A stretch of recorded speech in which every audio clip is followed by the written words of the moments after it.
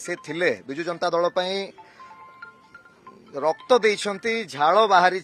निजर घर द्वार संपत्ति बाड़ी दुई दुईटा इंडस्ट्री मध्य थिला ए सबु किछि की बिजु जनता दल रे रहीकि जेतबेले जनसभा से नियोजित थिले अनेक किछि हरैछंती समय सतरे बहुत बलवान एवं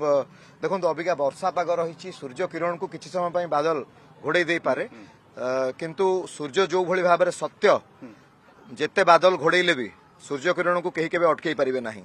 तो सत कौन एवं मिछ कौन महाप्रभु जगन्नाथ पाखरे से हिसाब किताब तो निश्चिंत भाव में होउछि तो भविष्य तो कहब किए विश्वासघातक एवं किए गद्दार एटा भविष्य तो कहब बापा भारतीय जनता पार्टी जोग दैछन्ती आपण बैक रे रहिले देखिले केबळे लागले देखंतु आपणकर बापा जहा किछि तांको जीवन रे जतबेले गोटे बड़ निष्पत्ति नौछंती भल कार्य करबा पई आगे आछुछंती आपण तांको संगे रहिबे ना रहिबे नाही चौद्वारवासी केमति ग्रहण करिवे निश्चित भाव में चौद्वार कटक मोर जो बड़ परिवार रही मोर पूज्य पिता को देखी राजनीति कौन मुझे सतरे जानी ना किंतु प्रत्येक घरे सतरे मु निजको गर्व अनुभव करे महाप्रभु जगन्नाथ आशीर्वाद मोर पूज्य पिता डॉक्टर प्रभात विश्वाल निष्ठा एवं तांकर सचोटता तांकर सत्यता तांकर परिश्रम बल कही रखा चाहे प्रत्येक घरे चौद्वार कटक प्रत्येक घरे मु निजे जड़े सदस्य बोली मु अनुभव करें कारण मो बापा को मोर पूज्य पिता को प्रत्येक घरर गोटे पुओ नहले नाती हिसाब रे मोर गुरुजन माने देखि आछि नवीन बाबू कहछन्ते जे एते करिया परे मध्ये सिए धिक्कार कले खाली मध्ये कहछन्ते गद्दार कहछन्ती देखंतु यार उत्तर निश्चित भाव रे डॉक्टर प्रभात विश्वाल मोर पूज्य पिता ही रखिबे एवं मोर मतरे गद्दारी कोठी किए कला गद्दारी जदि बहिष्कार न होई थांते किंबा जदि निजे रेजिग्नेशन देकी भारतीय जनता पार्टी रे जोग देई थांते ताहले बोधे माने गद्दार कहिथिले किए ग्रहण करिथांते किंतु बिना कारण रे बहिष्कृत हेले बिजु जनता दल पई जेतेबेले भल कथाटे कहिथिले से कथाटुकी मध्य सेतेबेले नवीन पटनायक महोदय ग्रहण करनथिले 22 दिन परे किंतु गणमाध्यम रे आसिकी जो कथा पई डॉक्टर प्रभात विश्वाल को सी एक्सपेल करथिले बहिष्कार करथिले सेही कथा को सी ग्रहण मध्य स्वीकार मध्य करथिले 22 दिन परे एवं बहिष्कार कला परे डॉक्टर प्रभात विश्वाल आजाद थिले तांको निजर निष्पत्ति से निजे नबा पई से निजे प्रस्तुत मध्य थिले जेतेबेले बहिष्कार हेचंती बिना कारण रे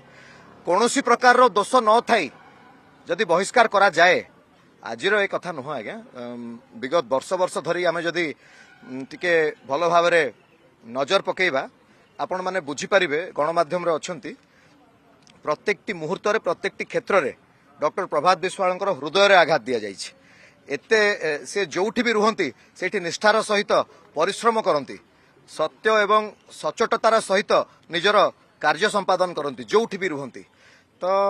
बिजु जनता दल रे जेतेबेले से थिले बिजु जनता दल पई रक्त देइछंती झाल बाहरी निजर घर द्वार संपत्ति बाड़ी दुई दुईटा इंडस्ट्री मध्य थिला ए सबु किछि की बिजु जनता दल रे रहीकि जेतेबेले जनसभा से नियोजित थिले अनेक किछि हरैछंती धृतराष्ट्र आज आपन पिता कहछन नवीन पटनायक धृतराष्ट्र आपन से आख्या केम देखछन ठीक कहछंती कोन धृतराष्ट्र से सब जानि कि अंध हो जाइतले निश्चिंत भाव में बापा आगुरु भी बारंबार कहछंती 12 वर्ष सरकार जने चलाउथिले पुणी आउ गोटे 12 वर्ष जो 24 वर्षर सरकार बिजु जनता दल थिला तो दुई जन ही सरकार चलाउथिले 12 वर्ष जने चलेइले पुणी परवर्ती पर्याय रे आउ जने चलाइले काली किछि कॉर्पोरेटर जाइथिले नवीन निवास को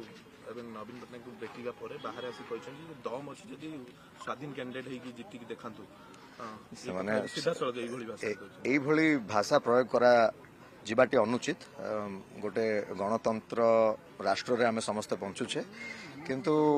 भविष्य कहब मोर मु गोटे जिनस को सब बेले विश्वास करे निजर कर्म